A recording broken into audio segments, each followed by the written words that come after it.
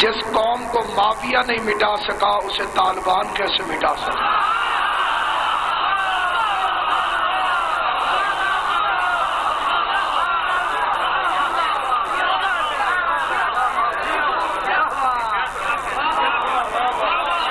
جس مقام تک میری آواز جا رہی ہے، جس قوم کو مٹانے کے لیے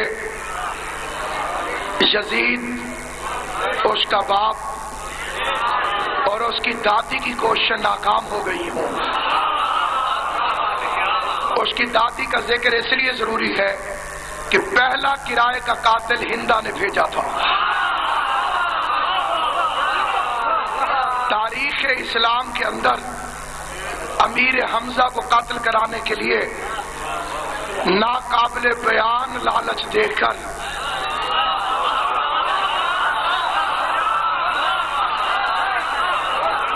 وہ لالچ جسے بیان کرنے کے لیے امام حسین آپ کو سلامت رکھے تہذیب منبر جن کو بیان کرنے کی اجازت نہیں دیتی، ویشی نامی حبشی کو حمزہ کے قتل کرنے کے لیے پہلا کرائے کا قاتل بھیجنے والی معاویہ کی ماں ہندا تھی، اور پہلا خون کا نذرانہ پیش کرنے والا کلمہ حق کی خاطر سپاہی مصطفیٰ شیر محمد مصطفیٰ حضرت امیر حمزہ تھا۔ اس دن سے لے کے چکوال تک نہ ہندا کی اولاد بدلی ہے نہ حمزہ کے پیروکار بدل۔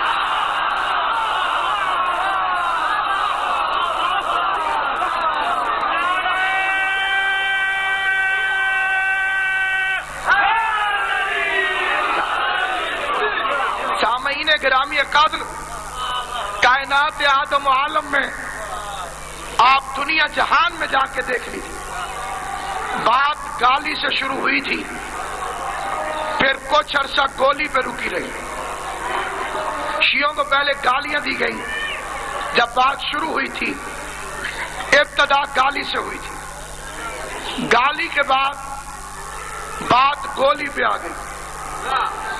جس کے پاس دلیل نہیں ہوتی وہ گالی دیتا ہے، اور جب گالیاں ختم ہو گئیں پھر گولیاں شروع ہو گئیں، پھر گولیوں سے ٹھنڈ نہ پڑی، پھر خود کش دھماکے شروع ہو گئے۔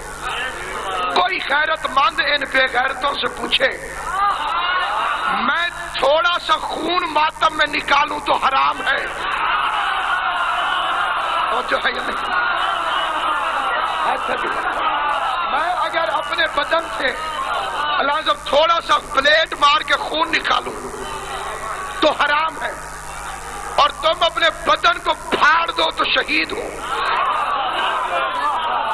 تم قتل کر کے بھی میرے مولا نے امیر المومنین نے 19 رمضان کو ایک ضرب ماری تھی۔ کچھ بندے سمجھ رہے ہوں گے کہ شاید میں فکرہ اوپر نیچے کر گیا ہوں، ضرب تو مولا علی کو لگی تھی، نہیں، ایک ضرب امیر المومنین نے بھی چلائی تھی۔ ادھر قاتل کی تلوار لگی، ادھر علی نے فرمایا فزت برب الکعبہ، رب کعبہ کی قسم میں کامیاب ہو گیا۔ علی نے تو فیصلہ کر دیا تھا تم قتل کر کے بھی ناکام رہو گے، ہم قتل ہو کے بھی کامیاب رہے۔ حضرت امام جعفر صادق علیہ السلام نے فرمایا بسم اللہ الرحمن الرحیم، امام فرماتے ہیں اگر کوئی بندہ گھر سے نکلے اور اسے زمین اور آسمان کے لشکر گھیر لیں، گھر سے نکلے زمین اور آسمان کے لشکر گھیر لیں تو اسے چاہیے کہ پڑھے بسم اللہ الرحمن الرحیم والسماء ذات البروج والیوم الموعود وشاہد ومشہود قتل اصحاب الاخدود النار ذات الوقود اذ هم علیہا قعود وهم علی ما یفعلون بالمؤمنین شہود وما نقموا منهم الا ان یؤمنوا باللہ العزیز الحمید الذی له ملک السماوات والارض واللہ علی کل شیء شہید ان الذین فتنوا المؤمنین والمؤمنات ثم لم يتوبوا فلهم عذاب جہنم ولهم عذاب الحریق ان الذين آمنوا وعملوا الصالحات لهم جنات تجري من تحتها الانهار ذالک الفوز الکبیر ان بطش ربک لشدید انہ هو یبدی و یعید وهو الغفور الودود ذو العرش المجید فعال لما یرید هل اتاک حدیث الجنود فرعون والثمود بل الذین کفروا فی تکذیب واللہ من ورائہم محیط بل هو قرآن مجید فی لوح محفوظ 28ویں پارے میں سورہ البروج. امام فرماتے ہیں یہ پڑھ کے گھر سے نکل پڑے، جن اور انسان بھی اس کے خلاف اکٹھے ہو جائیں تو اس کا بال تک نہیں توڑ سکتے. اور ایک بات اور یاد رکھیے، اور یہ بات بڑی ضروری ہے، جس سٹوری کا اینڈ آپ کو پتا ہو، جس کہانی کا اینڈ آپ کو پتا ہو کہ آخر میں کیا ہوگا، تو اس کے درمیان کے مختلف مناظر آپ کے دل میں پریشانی پیدا نہیں کرتے. اس کہانی کا اینڈ ہمیں پتا ہے، اس لیے شیعہ نہیں گھبراتے. ہمیں پتا ہے کہ مہدی کی حکومت قائم ہوگی، اور اس وقت کوئی دشمن علی اگر پتھر کے نیچے بھی چھپے گا تو پتھر بول بول کے علی والوں سے کہے گا کتا ادھر چھپا ہوا. ایک طبقہ یہ ہے جو خود بھی کوئی عمل نہیں کرنا چاہتا، اور دوسرا بھی اگر کوئی عمل کرنا چاہے تو اسے جہاں میں رہنے کا بس ایک یہی طریقہ ہے، ضمیر جاگ اٹھے تو اسے سلا دیجیے. ایک یہ طبقہ ہے. دوسرا طبقہ ہے جس کے اندر جوش ہے. یا جبھی میری ایک بہن بولی، ادھر سے ایک بھائی بھی بول رہا تھا کہ چلیے باہر روڈ پر، پھر جب کوئی غیرت کرتا ہے تو اس کا حشر کیا جاتا ہے غلام رضا نقوی کی طرف. اس قوم کے پاس غیرت کا یہی صلہ ہے. اگر بغداد میں ہم ہوتے اور امام موسیٰ کاظم زندان میں ہوتے تو 14 سال تک شاید ملاقاتیوں کی فہرست میں ہمارا نام نہ ہوتا. خالی عقیدت، خالی محبت، زبانی جمع خرچ فائدہ دینے والے نہیں ہیں. اگر اس کے پیچھے کوئی وارث بن کے گیا ہوتا آج 10 غلام رضا نقوی اور پیدا ہو گئے ہوتے. 14 سال ہو گئے ہیں مسلسل زندان کے اندر.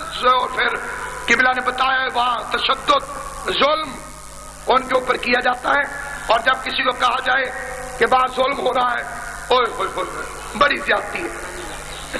اللہ اللہ خیر صلی اللہ. روز چکبال بنے گا اس قوم کے ساتھ، روز شہادتیں ہوں گی. ہم اس دور میں زندہ ہیں کہ جس کے بارے میں ایک شاعر نے کہا تھا، ہوا ہی ایسی چلی ہے ہر ایک سوچتا ہے تمام شہر جلے ایک میرا گھر نہ جلے. مومن وہ ہے کہ جو اپنا آپ سمجھے. میرے ساتھ ہوا ہے، کوئی اجتماعی دعا آپ کے سامنے کسی نے پیش کی ہو، ذرا سا کوئی آگے کی طرف چلے، تھوڑا سا کوئی قدم بڑھائے، اتنی خطرناک ہے قومیات، اتنی خطرناک ہے. علامہ وقار حسین نقوی صاحب تشریف فرمائیں، اور میرے سامنے شیخ صاحب بھی بیٹھے ہوئے ہیں. بند کمرے کے اندر 14 مومنین کے اندر میٹنگ ہوئی تھی اسی لاہور شہر کے اندر.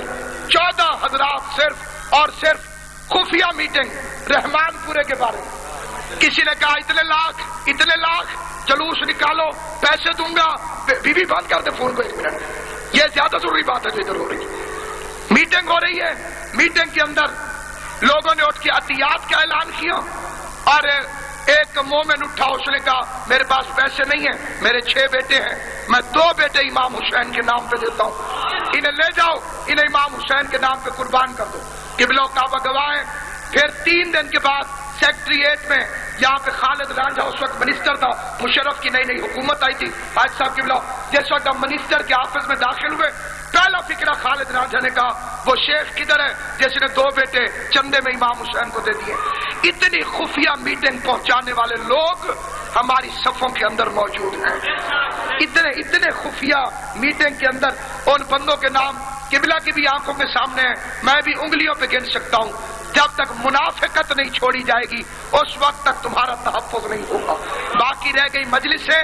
مجھے جناب سیدہ کے زخمی پہلو کی قسم، گھر سے نکلتے ہو تو علموں والا تمہارا پہرا دیتا ہوا چل. اس مجلس میں آتے ہوئے زندگی میں یہ اتنا بڑا مجمع، یہ ٹھاٹھے مارتا ہوا سمندر، آج صرف تمہارے پاس زبان نہیں ہے. کل ایک لڑکی کے فوٹو ٹی وی پہ دکھائے جاتے رہے، تازیانے مارے ہیں اسے مولویوں نے. نہ اس کے باپ کا پتہ، نہ اس کے خاندان کا پتہ، نہ کسی کو یہ پتا ہے کہ بے گناہ ہے کہ مجرم۔ ہر بندے نے کہا ہے افسوس ہوا ہے بے غیر تو تم اجنبی لڑکی کو تازیانے لگتے دیکھ کر افسوس کرتے ہو، مدینے میں محمد کی بیٹی کو تازیانے لگنا۔ کوئی بے غیرت ملا آج تک تاریخ میں ایسا نہیں جو کبھی زندگی میں جا کے تاریخ سے پوچھے، ان میڈیا والوں سے پوچھے، ان مولویوں سے پوچھے فاطمہ زہرا کا کیا قصور تھا۔ مجھے بطول کی چادر کی قسم آج کا دن بھی بی بی کی شہادت کا دن ہے، کیونکہ ایک روایت ہے کہ 40 دن زندہ رہی اپنے باپ کے بعد زہرا، 40 دن زندہ رہی۔ آج 40 دن ہو گئے ہیں محمد کو دنیا سے گئے ہوئے، آج پورے 40 دن ہوئے ہیں۔ آج کا دن ابن شارع شوب نے فاطمہ زہرا کی شہادت کا لکھا ہے۔ میں ہاتھ جوڑ کے تم سے پوچھتا ہوں، آج تک کسی نے احتجاج کیا کہ زہرا کو تازیانہ کیوں مارا گیا؟ فاطمہ زہرا کو کیوں زخمی کیا گیا؟ زہرا کیوں دائیں ہاتھ سے تسبیح نہیں پڑھ سکتی تھی؟ قبلہ حاجی ناصر عباس صاحب قبلہ کعبہ تشریف فرمائے، سادات عظام تشریف فرمائے، مجھے بی بی فاطمہ کی قسم، مجھے بی بی سکینہ کے زخمی کانوں کی قسم، مجھے غازی عباس کے کٹے ہوئے بازوؤں کی قسم، ایک دن علی دیکھنا میری طرف، ایک دن علی نے پوچھا تھا زہرا زخم کا کیا حال ہے؟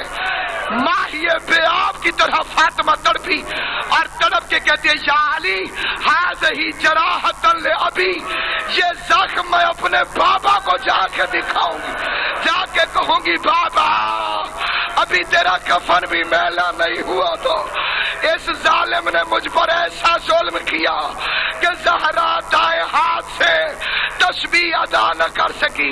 بس میری دعا ہے اور آپ حضرات سے التماس ہے، اپنے ہاتھ اپنے سر پہ رکھیے۔ میں آخری فکرہ کہتا ہوں، سارے اپنے ہاتھ سر پہ رکھو، یہ بے بسی کی علامت ہے۔ عربوں میں طریقہ تھا، جب کسی کا بس نہیں چلتا تھا تو وہ اپنے ہاتھ اپنے سر پہ رکھ لیتا تھا، بالکل اسی طرح جیسے حسین کو ذبح ہوتا دیکھ کر زینب نے اپنے دونوں ہاتھ اپنے سر پہ رکھ کے مدینے کی طرف رخ کر کے کہا تھا نانا اب زینب کا کوئی چارہ نہیں چلتا، اے خدایا امام مہدی کے ظہور میں جلدی فرما، غلام رضا نقوی کو رہائی نصیب فرما، اس قوم میں کوئی مختار پیدا کر جو بے غیرتوں کو اینٹ کا جواب پتھر سے دے، اور پھر اب ہاتھ اوپر اٹھا لو۔ اللہ کا وعدہ ہے میں مومن کی دعا قبول کرتا ہوں، میں گناہگار ہوں، ضروری نہیں کہ میری دعا قبول ہو، پتہ نہیں کس کی آمین کو بی قبول کرے، کتنی طاقت ہے آمین کہنا۔ یا اللہ حسینیوں کے دشمنوں کو دنیا و آخرت میں ذلیل فرما، یا اللہ عزاداری کی حفاظت فرما، حسین کے دوستوں کی حفاظت فرما، اہل بیت کے دشمنوں پہ لعنت۔